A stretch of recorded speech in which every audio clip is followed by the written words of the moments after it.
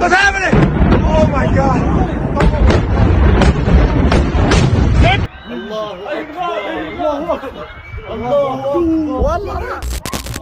ইরানের মাটিতে মার্কিন ও ইসরায়েলি বাহিনীর আগ্রাসনে চরম মূল্য চোকাতে শুরু করেছে তেল আবিব। এবার দখলদার ইসরায়েলের কেন্দ্রস্থলে একসাথে ১০০টিরও বেশি ভয়াবহ ক্ষেপণাস্ত্র নিক্ষেপ করে নরকের আগুন জ্বালিয়ে দিয়েছে ইসলামিক রেভলিউশনারি গার্ডস আইআরজিসি। ইরানের বিরুদ্ধে বিনা উস্কানিতে চালানো মার্কিন ইসরায়েলি হামলার সরাসরি জবাব দিতে এবং শীর্ষ নিরাপত্তা কর্মকর্তা ড আলী লারিজানি নিহতের চূড়ান্ত প্রতিশোধ নিতে তেহরান এই নজিরবিহীন সামরিক অভিযান পরিচালনা করেছে। ইসরায়েলের বহুস্তর বিশিষ্ট ও অত্যাধুনিক প্রতিরক্ষা ব্যবস্থাকে সম্পূর্ণ ব্যর্থ প্রমাণ করে ইরানি ক্ষেপণাস্ত্রগুলো নিখুঁতভাবে তাদের লক্ষ্যবস্তুতে আঘাত এনেছে। ফারস সংবাদ সংস্থায় প্রকাশিত আইআরজিসির আনুষ্ঠানিক বিবৃতি থেকে জানা যায়, অপারেশন ট্রু প্রমিস 4-এর ৬১তম ধাপে এই প্রতিশোধমূলক হামলা চালানো হয় গত ১৮ তারিখ।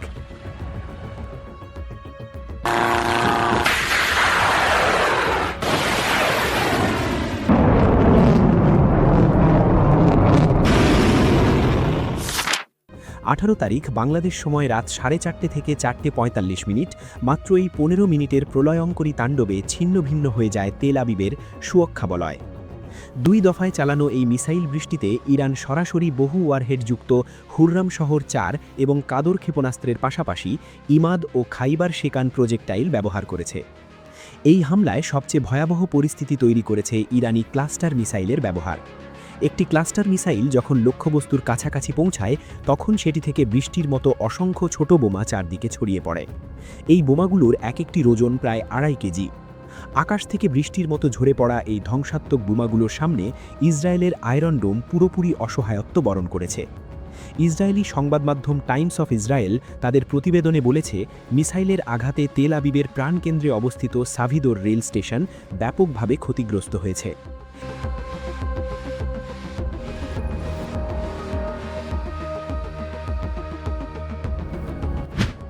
ইরানের এই ভয়াবহ আক্রমণের মূল কারণ ছিল তেহরানে ইসরায়েলি বাহিনীর চালানো এক অতর্কিত বিমান হামলা। ওই দিন স্থানীয় সময় দুপুরের দিকে ইরানের রাজধানীতে অভিযান পরিচালনা করে ইসরায়েল লক্ষ্যবস্তু করে ড আলী লারিজানিকে। তিনি ছিলেন ইরানের অন্যতম সর্বোচ্চ ক্ষমতাধর সরকারি কর্মকর্তা এবং সাবেক সর্বোচ্চ নেতা আয়াতুল্লাহ আলী খামেনির একান্ত আস্থাভাজন। খামেনির ডান হাত হিসেবে পরিচিত এই নেতা ছিলেন ইরানের চলমান যুদ্ধে নিহত সরকারি কর্মকর্তাদের মধ্যে অন্যতম শীর্ষ ব্যক্তি। সর্বশেষ গত ১৩ ফেব্রুয়ারি তাকে জনসম্মুখে দেখা গিয়েছিল এবং ওই দিনেই যুক্তরাষ্ট্র তার মাথার দাম $১০ লাখ ঘোষণা করেছিল। হামলার পর ইসরায়েলের প্রতিরক্ষা বাহিনী দাবি করেছিল যে লারিজানি নিহত অথবা আহত হয়েছেন। পরবর্তীতে ১৮ তারিখের এই ঘটনার পর লারিজানির শাহাদতের বিষয়টি আনুষ্ঠানিকভাবে নিশ্চিত করে ইরান। ড লারিজানির মৃত্যুর খবর নিশ্চিত হওয়ার পরপরই ফুঁসে ওঠে পুরো ইরান। ইরানের সেনাপ্রধান মেজর জেনারেল আমির হাতামি এক কঠোর বিবৃতিতে ইসরায়েল এবং যুক্তরাষ্ট্রকে চূড়ান্ত পরিণতির হুঁশিয়ারি দেন। ইরানি সেনাপ্রধান স্পষ্টভাবে জানিয়ে দেন, আলী লারিজানি এবং অন্যান্য শহীদদের হত্যার প্রতিশোধ অবশ্যই নেওয়া হবে। উপযুক্ত সময়ে এবং স্থানে অপরাধী আমেরিকা এবং রক্তপিপাসু জায়নবাদী শাসক গোষ্ঠীকে একটি চূড়ান্ত প্রতিরোধমূলক এবং দুঃখজনক জবাব দেওয়ার যে প্রতিশ্রুতি তিনি দিয়েছিলেন, তার বাস্তবায়ন তেল আবিব কয়েক ঘণ্টার মধ্যেই দেখতে বাধ্য হয়েছে। আইআরজিসি পৃথক বিবৃতিতে নিশ্চিত করে, তাদের শহীদ নেতার রক্তের বদলা নিতে ইসরায়েলের কেন্দ্রস্থলে ১০০টিরও বেশি সামরিক ও নিরাপত্তা স্থাপনা নিশানা করা হয়েছে। ইরানের এই মুহুর্মুহু ক্ষেপণাস্ত্র হামলায় ইহুদিবাদী ভূখণ্ডের মধ্য ও দক্ষিণাঞ্চলে একাধিক ভয়াবহ বিস্ফোরণের ঘটনা ঘটেছে। ইসরায়েলি গণমাধ্যম চ্যানেল ১২-র খবরে বলা হয়েছে, ইরান থেকে ক্ষেপণাস্ত্র নিক্ষেপের সতর্কতা জারির পরপরই মধ্য ইসরায়েলের গুশ দান এলাকায় বিকট বিস্ফোরণের শব্দ শোনা যায়। ভূপাতিত ক্ষেপণাস্ত্রের ধ্বংসাবশেষ থেকেও ইসরায়েলের অভ্যন্তরে ব্যাপক ক্ষয়ক্ষতি হয়েছে। জরুরি সেবা সংস্থাগুলি নিশ্চিত করেছে, তেল আবিব জেলার রামাত গান এলাকায় ক্ষেপণাস্ত্রের ধ্বংসাবশেষের আঘাতে অন্তত একজন নারী এবং একজন পুরুষ নিহত হয়েছেন। এই প্রথম ইসরায়েলের মূল ভূখণ্ডের এতটা গভীরে সরাসরি প্রাণহানির ঘটনা ঘটল, যা তেল আবিবের নিরাপত্তাহীনতাকে নগ্নভাবে উন্মোচিত করেছে। ইসরায়েলের ক্ষয়ক্ষতির মাত্রা কেবল রামাত গান এলাকায় সীমাবদ্ধ ছিল না। হোলন শহরে ইরানি ক্ষেপণাস্ত্র হামলায় বেশ কয়েকটি গাড়িতে আগুন ধরে যাওয়ার ঘটনা ঘটেছে এবং একাধিক যান সম্পূর্ণ ভস্মীভূত হয়েছে। একই সংবাদ মাধ্যম জানিয়েছে, মধ্য ইসরায়েলের কাফর কাসেম শহরের অন্তত 4টি স্থানে ভয়াবহ বিস্ফোরণ ঘটেছে। সেখানে সম্পদের ব্যাপক ক্ষয়ক্ষতি হয়েছে এবং আতঙ্কে অসুস্থ হয়ে পড়া দুজনকে চিকিৎসা দেওয়া হয়েছে।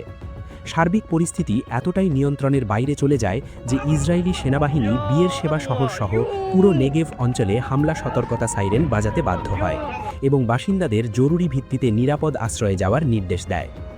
আল জাজিরার প্রতিবেদন বলছে, দক্ষিণ ইসরায়েলের দিকে ছোড়া কিছু ক্ষেপণাস্ত্র প্রতিহত করার দাবি করলেও মূল ভূখণ্ডের ভেতরের বিপর্যয় ঢাকতে তেল আবিব পারছে না।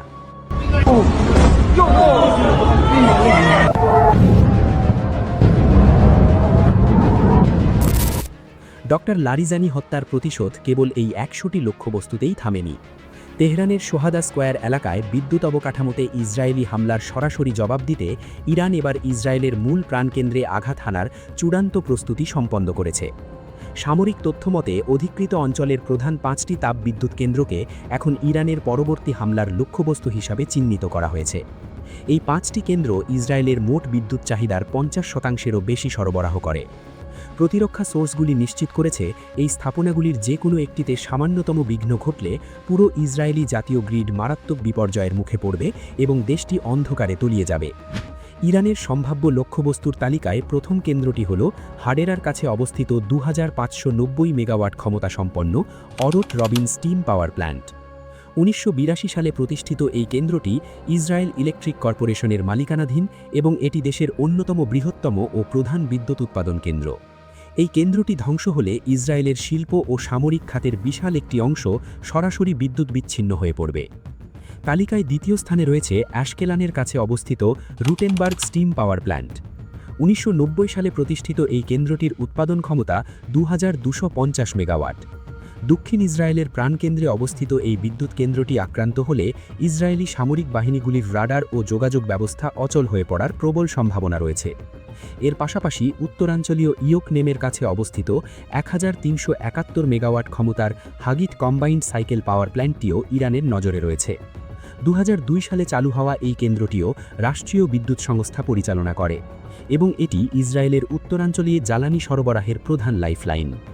তাছাড়া 1974 সাল থেকে চালু থাকা অ্যাশদোদের 912 মেগাওয়াট ক্ষমতার অ্যাশকল হাইব্রিড পাওয়ার প্ল্যান্টটিকেও 2015 সালে চালু হওয়া কিরিয়াত মালাখির 900 মেগাওয়াট ক্ষমতার হারুভিত পাওয়ার প্ল্যান্টকে সরাসরি লক্ষ্যবস্তু হিসাবে বিবেচনা করছে তেহরান।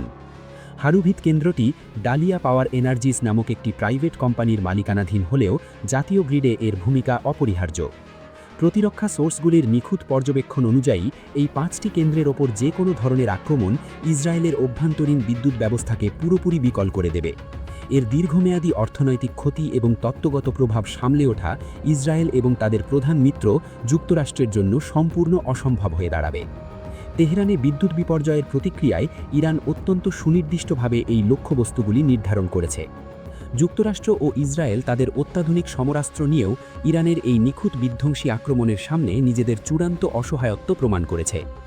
ডক্টর লারিজানির শাহাদতের পর ইরান যে কঠোর প্রতিরোধমূলক পদক্ষেপ নিয়েছে তা মধ্যপ্রাচ্যে মার্কিন আধিপত্য এবং ইসরায়েলি আগ্রাসনের কফিনে শেষ পেরেক ঠুকতে শুরু করেছে।